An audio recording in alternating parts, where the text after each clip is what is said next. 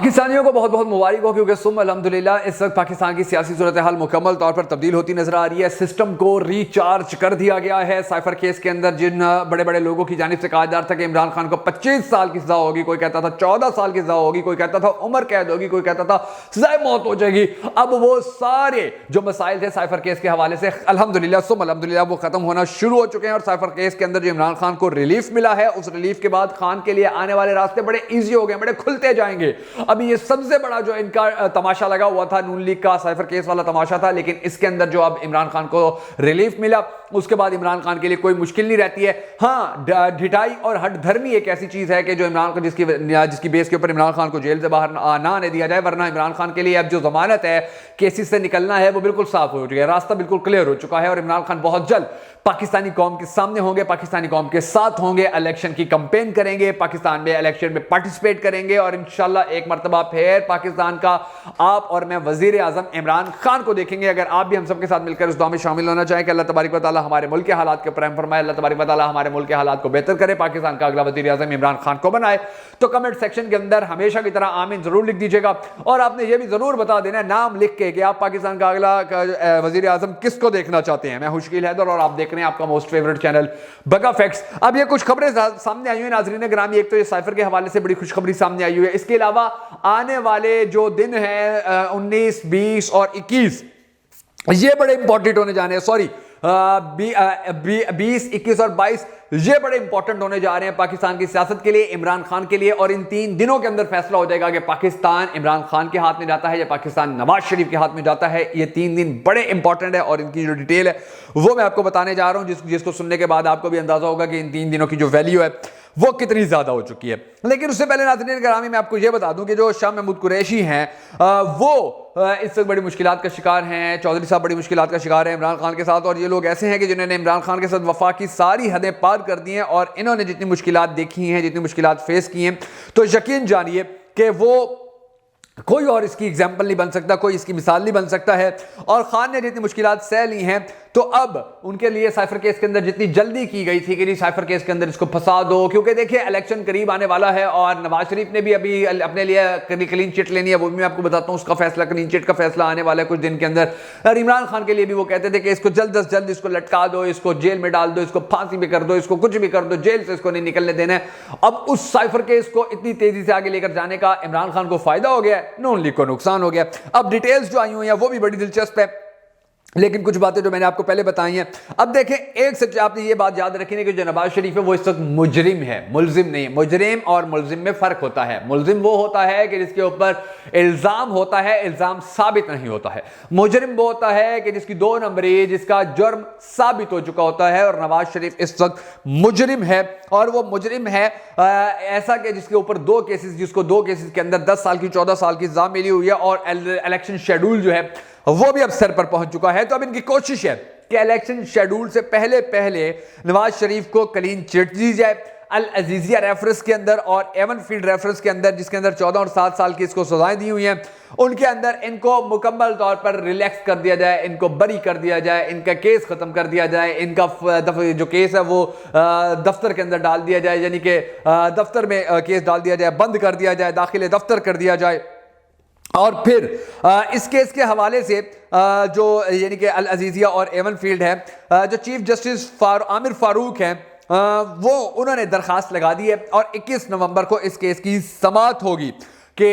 जो नवाज शरीफ साहब हैं ये अब इनकी जो सजाएं हैं वो मुअत्तल होती हैं या नहीं, इनको क्लीन चिट मिलती है या नहीं, ये बात पता चलेगी आप लोगों को 21 नवंबर को। और जब 20 नवंबर है उसके अंदर इमरान खान के साइफर केस के अंदर जमानत के हवाले से जो अपील है वो दायर की गई है, तो वो उसकी डेट है। अब 20 नवंबर को हमने देखना है कि इमरान खान को साइफर केस के अंदर जो है रिलैक्सेशन मिलती है या नहीं मिलती है। और दिलचस्प बात यह है कि 21 नवंबर की जो समाअत है और 20 नवंबर की जो समाअत है, इन दोनों के अंदर जो जस्टिस मियां औरंगजेब साहब हैं वो शामिल होंगे, यानी कि और जजेस तो होंगे चेंज होंगे, लेकिन जो मियां औरंगजेब साहब हैं वो इन दोनों की समाअत के अंदर शामिल होंगे। और फिर जो अगली बात है वो ये है कि सुप्रीम कोर्ट ऑफ पाकिस्तान के अंदर खान की जमानत का केस भी लग गया है। चीफ जस्टिस जो काजी फाइज ईसा साहब हैं, उन्होंने 3 रुकनी बेंच बना दिया है और 22 नवंबर को इसकी समाअत होगी। अब देख लीजिए इंपॉर्टेंट डेज हैं। 20 नवंबर को साइफर केस की, 21 नवंबर को अल अजीजिया और एमन फील्ड रेफरेंस के हवाले से जिनके अंदर नवाज शरीफ को सजाएं मिली हुई हैं उनकी समाअत होगी, और 22 नवंबर को समाअत होगी नाज़रीन गिरामी जो साइफर केस है उसके हवाले से। और जो दिलचस्प बात है वो ये है नाज़रीन ग्रामी के इसकी जो 3 रुकनी बेंच बनाया गया है। अब इस बेंच के अंदर आयशा जो जस्टिस आयशा साहब हैं, आयशा मलिक साहबा हैं, वो भी शामिल हैं, और 2 दरखास्तें और हैं, एक जमानत की है, दूसरी साइफर में फर्द जुर्म का जो गैर कानूनी है उसके हवाले से 2 दरखास्तें दी हुई हैं। इनके ऊपर भी डिस्कशन होगी, इनके ऊपर भी बड़ा अहम फैसला होगा। तो इमरान खान की अब इमरान खान के हवाले से जो बड़ी खबर सामने आई है वो ये है कि गैर मुल्की जो मंदुबीन हैं उन्होंने इमरान खान से जेल के अंदर मुलाकात भी की है और उनसे उन्होंने डिस्कशन भी की है, और परवेज़ इलाही जो है उन्होंने ये इंकशाफ किया, चौधरी परवेज़ इलाही जो उनके साथ जेल में होते हैं, और उन्होंने जबकि जेल इंतजामिया जो वो कहती है कि ये खबर झूठी है, फेक है, इमरान खान का और चौधरी का तो कोई राब्ता ही नहीं है, उनको कैसे पता चला कि वहां पर वो आए थे। लेकिन बाकायदा तौर पर IMF का जो वफद है वो वहां पर गया है। पहले भी हमने देखा था कि IMF के जो वफद ने मुलाकातें की थी नवाज शरीफ के साथ या दूसरी नवाज शरीफ की पार्टी के साथ, तो उन्होंने इमरान खान के साथ भी मुलाकातें की थी, वो ज़मान पार गए थे, और वहां पर उनको पता था कि मकबूल तरीन पार्टी जो है वो इमरान खान की है और इमरान खान आने वाले वक्त में अंदर पाकिस्तान की वज़ीर आज़म बन सकते हैं। तो उन्होंने उनसे कन्फर्मेशन ली कि जी आप कन्फर्म करते हैं तो ही हम पाकिस्तान को IMF का जो कर्जा है वो मिल सकेगा, वरना उसकी सूरत में नहीं और दूसरी सूरत में नहीं मिलेगा। तो इमरान खान ने कंफर्म कर दिया था, और अब भी वो इमरान खान को मिलने आए हैं और उन्होंने कहा कि जी IMF का जो कर्जा है उसकी जो दूसरी किस्त है वो हम देना चाहते हैं, लेकिन हम आपसे पहले बात करना चाहते हैं कि आप इसके ऊपर राजी हैं, क्योंकि कल अगर आपकी हुकूमत बन गई और आपने इनकार कर दिया तो हमारे लिए बड़ा मसला होगा, और हमें नजर आ रहा है कि आपकी मकबूलियत सबसे ज्यादा है, आपकी एक्सेप्टेंस सबसे ज्यादा है, लोग आपसे मोहब्बत सबसे ज्यादा कर रहे हैं, लोग आपसे प्यार सबसे ज्यादा कर रहे हैं, लोग आपके साथ खड़े सबसे ज्यादा हुए हैं। तो आप अगर इसको एक्सेप्ट करते हैं तो ही ठीक है, वरना हम पाकिस्तान को जो कर्जे की दूसरी किस्त है वो किस्त हम नहीं देंगे। जिसके बाद इमरान खान ने फिर इसको ओके कर दिया, और रात को आपने देखा होगा कि अचानक खबर सामने आ गई कि जी IMF का जो वफद है मंदोबीन जो है